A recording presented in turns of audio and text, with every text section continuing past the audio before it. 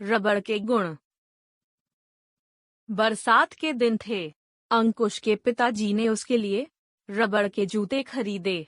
वे एक बरसाती भी खरीद कर ले आए, वह भी रबड़ से बनी हुई थी। अंकुश अपनी माँ से बोला, माँ क्या रबड़ का कोई पेड़ होता है? अंकुश की बात सुनकर पास ही खड़े पिताजी बोले, हाँ बेटा, रबड़ का पेड़ होता है। रबड़ के पेड़ से दूध जैसा पदार्थ निकलता है। यह रबड़ के पेड़ के तने में छेद करके निकाला जाता है। एक पेड़ से प्रतिदिन लगभग 2-3 किलो दूध निकलता है। इसी दूध से रबड़ बनाया जाता है। फिर इस रबड़ को कारखानों में भिजवा दिया जाता है, जहां इससे लोगों की मनपसंद वस्तुएं बनाई जाती हैं। अंकुश बोला, पिताजी, रबड़ से जूते और बरसाती के अलावा और कौन कौन सी वस्तुएं बनाई जाती हैं? पिताजी बोले, रबड़ से साइकिल, मोटरसाइकिल, ट्रक, बरसाती के टायर बनाए जाते हैं।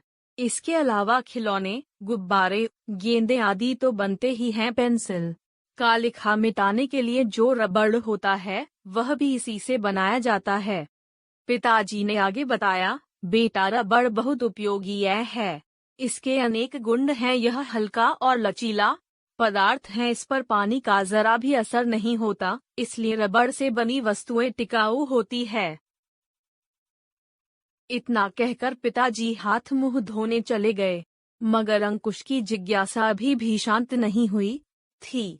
उसने माँ से पूछा, माँ, हमारे घर में रबड़ से बनी कौन कौन सा चीजें हैं? इस पर नाश्ता बनाने की तैयारी कर रही माँ ने अपना काम करते हुए बताया, बेटे, पहले तुम अपनी समझ से बताओ कि हमारे घर में रबड़ की बनी कौन कौन सी चीज हैं।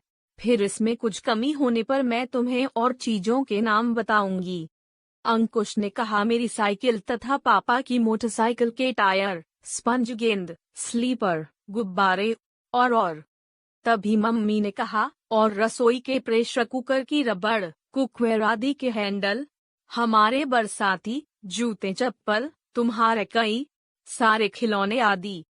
तभी पापा बाथरूम से आ गए और मम्मी ने कहा, अच्छा अंकुश, इस बारे में हम लोग बाद में बात करेंगे।